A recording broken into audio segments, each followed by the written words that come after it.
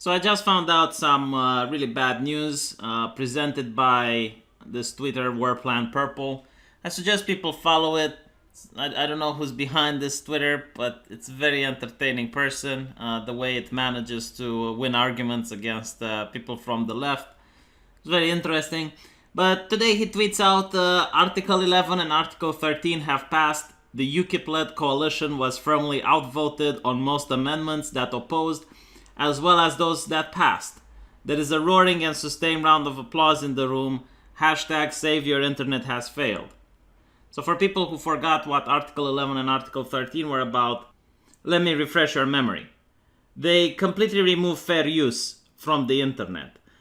This was dubbed as the law against memes from the European Union, because if I show a meme on my channel now, I'm violating copyright from the person that made the meme. No one is allowed to distribute it except the person who made it.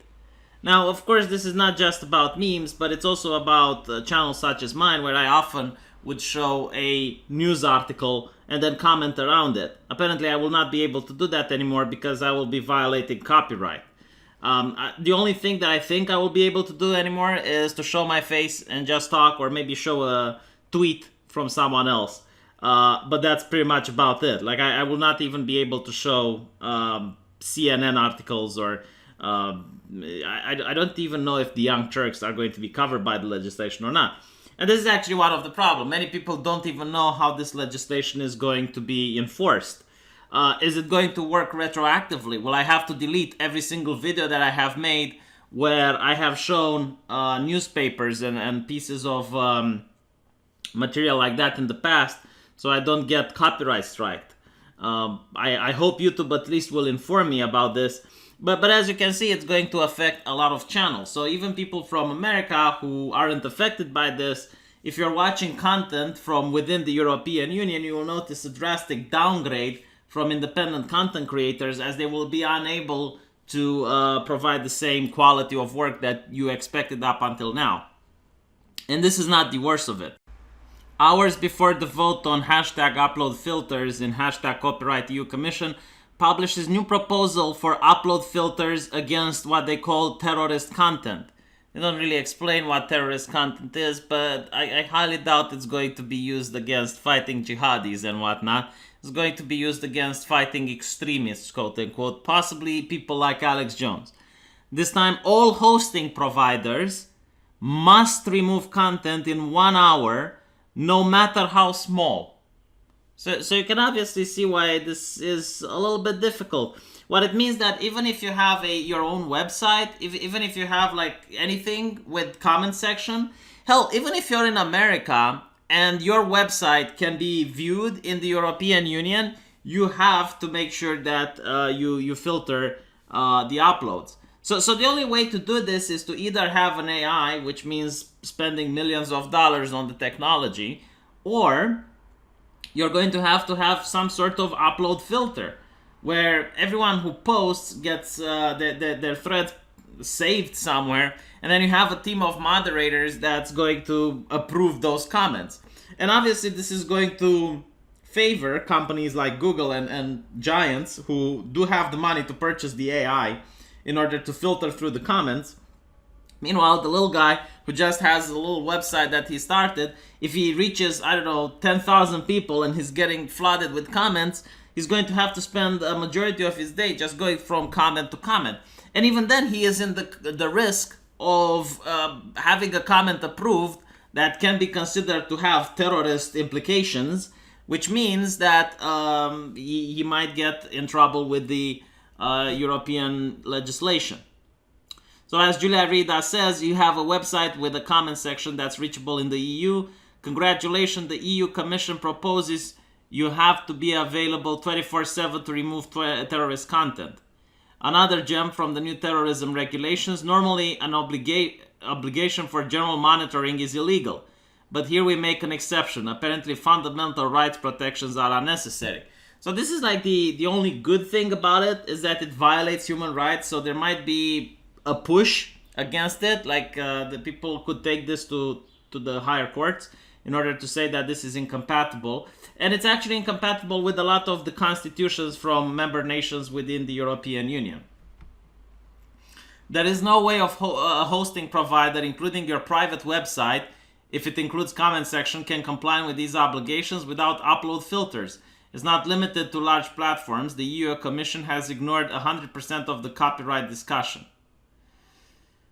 Normally, new proposals become available in all EU languages within a few days, weeks. Right now, it seems to only be available in English. So, obviously, this is quite worrisome. We don't know what will happen. I understand Spain had a similar thing for news, and Google News just pulled out of Spain. So we don't know if the multi-billion giants are going to pull out of the EU until they fix their shit, because initially it would seem that it benefits Google in the short term, but in the long term, think about it, even with AI, you can still have a few of these terrorist comments escape the cracks, and if they manage to stay there for more than 1 hour, then obviously the company is going to get a fine. And this is not something that's profitable for these companies on the long term. The whole thing is interesting.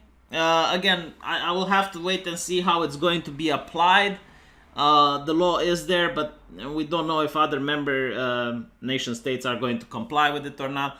The biggest thing that pisses me off about it is that this legislation completely changes the way free speech happens on the internet. And it wasn't even a political discussion within Romania about it. Like, I have seen absolutely nothing on the television about it. I have not gone to vote regarding it.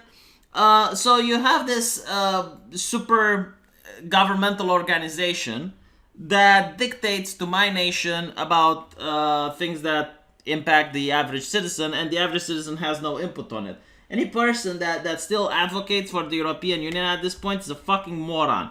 Like, honestly, this should be a wake-up call, so you can see that in the future, just like this, other rights can be taken away.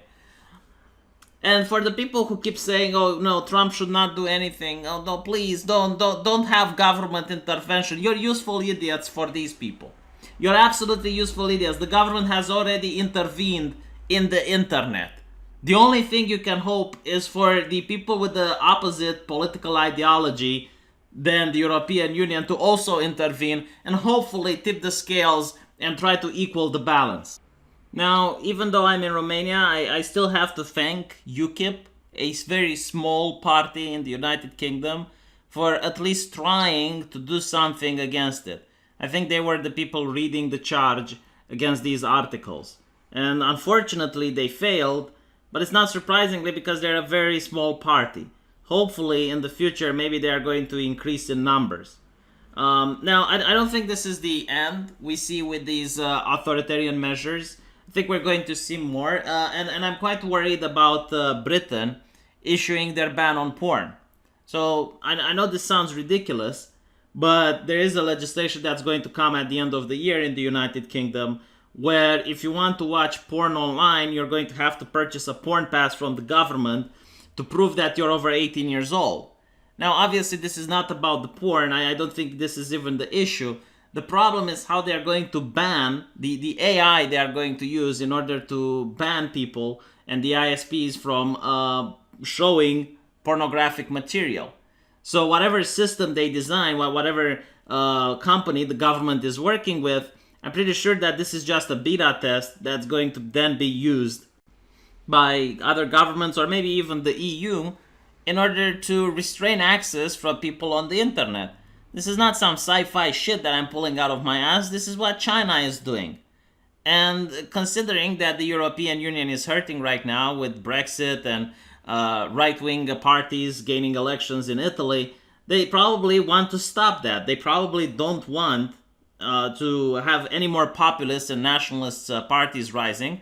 And they notice that the way these parties flourish and the way the party manages to spread the message to people is through the internet. So by censoring the internet, they guarantee the safety of the European Union. And obviously, they're not going to come out and flat out say, well, look, we're installing this in order to make sure that populist parties can't spread their message. No, of course not. They're going to say, well, we're installing this in order to protect you from terrorism. And I guarantee to you, like, even after these measures, you won't see the number of terrorist attacks going down. You won't see a change. And you know what? When you don't see that change, they're not going to remove this legislation. They're not going to back down. They're not going to say, oh, well, we goofed. Or maybe this legislation is not effective. No, you're going to see more of this shit. You're going to see more. The whole reason they brought all of these refugees into Europe is so that they have a reason to say, oh, well, now we need protection. Now we need... Well, I think the best protection is to make sure we elect more populist government.